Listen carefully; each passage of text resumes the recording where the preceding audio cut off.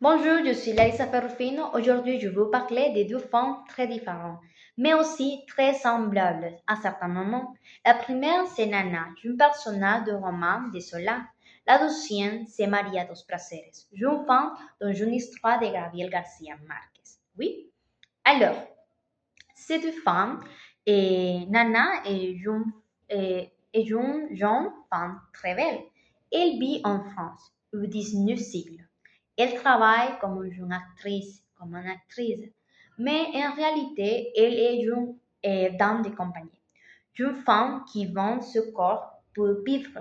Beaucoup de gens riches tombent amoureuses d'elle. Elle utilise sa beauté pour avoir du pouvoir, mais elle est aussi très seule. Elle n'a pas une vraie famille, elle n'a pas de vrais amis.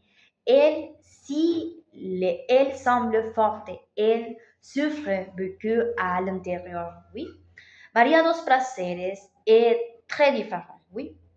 Elle est plus âgée, elle vit à Barcelone. Et elle est aussi une prostituée. Elle a vécu des moments difficiles dans sa vie. Maintenant, elle pense beaucoup à la mort. Elle a même choisi sa tombée. Elle vit avec son chien dans un petit appartement. Elle est calme, triste, mais elle essaie de vivre avec dignité. Oui. Ce que j'ai trouvé touchant, c'est que les deux femmes sont rejetées par la société. On ne les respectait pas vraiment.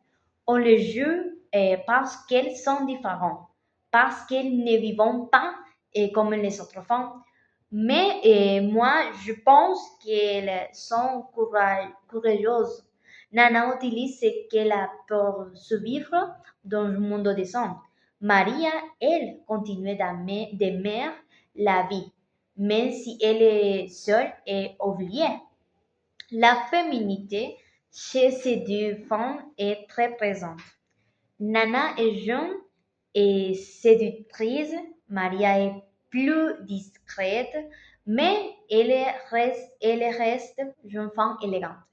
Les deux ont leur façon d'exister comme femmes dans un monde difficile. Et surtout, elles souffrent tous les deux. Nana meurt malade, seule. Maria vit dans la tristesse, mais avec un peu d'espoir. Elles sont fortes, mais elles sont aussi humaines, avec des émotions de peur de rêver. En conclusion, j'ai appris que la féminité, les pouvoirs, la souffrance et la marginalité sont des thèmes universels. Même si Nana et Maria vivent dans des pays et des époques différentes, elles partagent beaucoup de choses. Ce sont des femmes qui luttent pour leur place dans le monde. Oui. Alors, c'est tout. Merci beaucoup pour m'avoir écouté.